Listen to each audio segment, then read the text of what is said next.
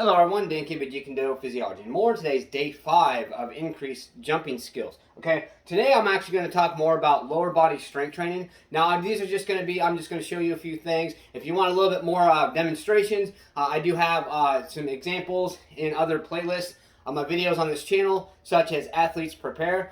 So another thing too, if you want to even more detailed, full, pretty much a full or close to full training session, visit my other channel called Jeet Kune Physiology and more. That's physiology, the ampersand or and symbol, more. So Jeet Kune Physiology and more. That's my primary, my main channel, and there I actually have a more detailed, in-depth lower body strength training. I think I have a couple videos on there. Okay, but I'm just going to show you today. So obviously, you always want to do a good warm up. Okay, but first, I'd like to discuss a little bit about why I'm mentioning this because okay, your legs obviously you jump with your legs. So boom, boom. Your upper body helps drive you up. But not only just, I'm not going to talk just about strength training because a lot of people might associate that with, oh, building muscle, getting stronger, getting bigger and bulky. No, that's not what I mean. Strength training, again, by increasing your strength, you increase the volume of the capacity of the muscle to do work, meaning that the more stronger muscle is, the more load it can handle, the higher intensity and things like that can handle, right? Okay, so that's what I'm talking about. There's different combinations. There's strength, and there's going to be power movements. I'm going to discuss a little bit of both. Okay, but first we need to do a good warm-up. And I always use my little kettlebell here, do some squats, what's called goblet squats, which is where you literally just do a squat, and you have a weight or something in front of you.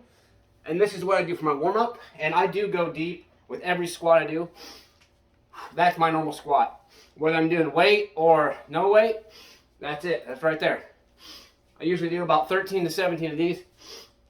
I lost count already, but I think that's 9 or 8, 9, 10, 11, 12, 13. Now your squats are going to work more your quadriceps, your hip flexors. It's going to open up your groin muscle or your iliopsoas or groin muscle a little bit, which is going to be very important. Then we have Romanian deadlifts or stiff-legged deadlifts, which I'm doing on a platform or a footstool because of my flexibility of my hamstrings, so I get full range of motion. And the thing about these is they're going to work your hamstrings.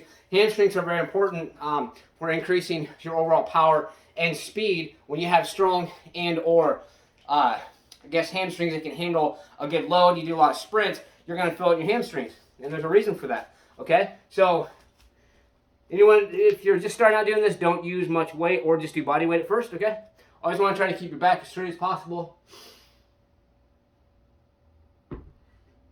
These ones, depending on the weight, I usually do 9 to 13.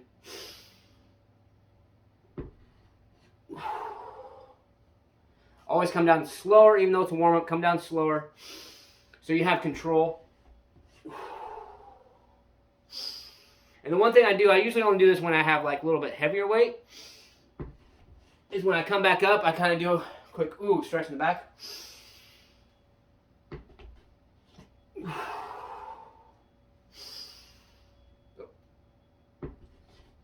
And if you are doing on a platform or something, raising up legs, be very careful because it's very easy to lean forward and fall and hurt yourself.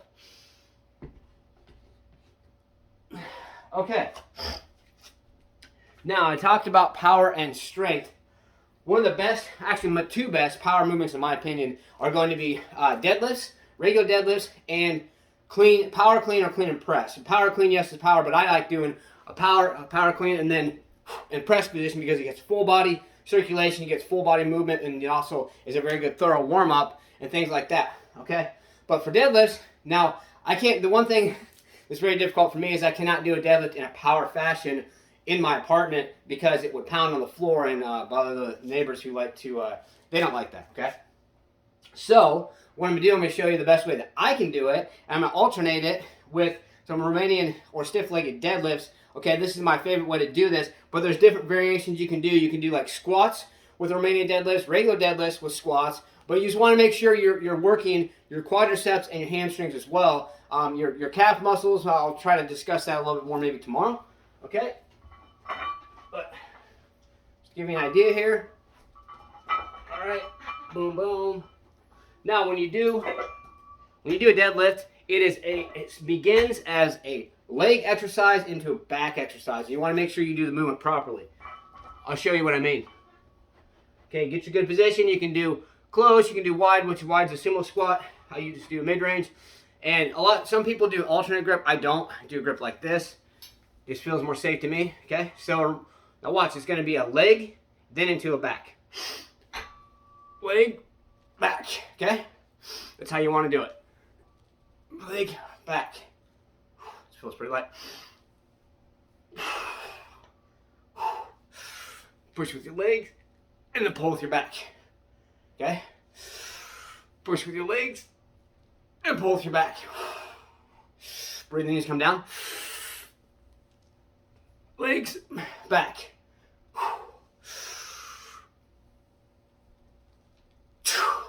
I'm going to add more weight. This is pretty much my first set, so I'm not going to do a whole lot of weight. And I lost count. Probably like 9 or so. Okay, now we'll grab my barbell and I'm going to do some Romanian deadlifts with a little more weight. Okay, so there we go. I'm gonna pause it for a second. Oh no, actually never mind. Okay, add the weight here real quick.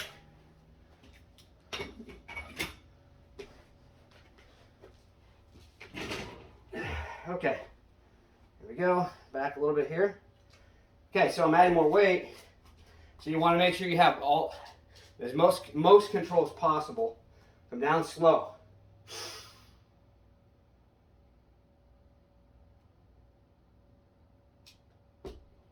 And pop back up. So that's going to get you that power movement in your hamstrings to help increase your fast twitch muscle fibers.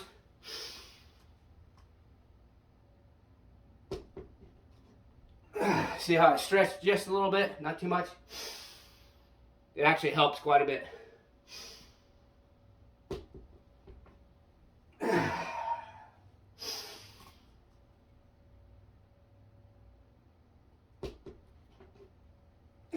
This is going to take a while, so I'm just going to do one more.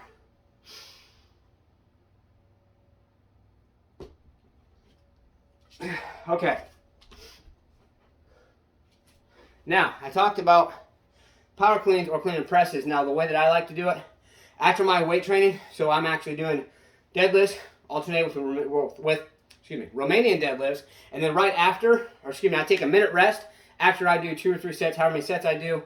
What I'll do is I'll do at least a minimum of 2 sets, take a full minute rest, do my time under tension. Again, check out the other videos with more detail on that. And then I take a minute rest and I do speed/power training, which is where I do a clean and press.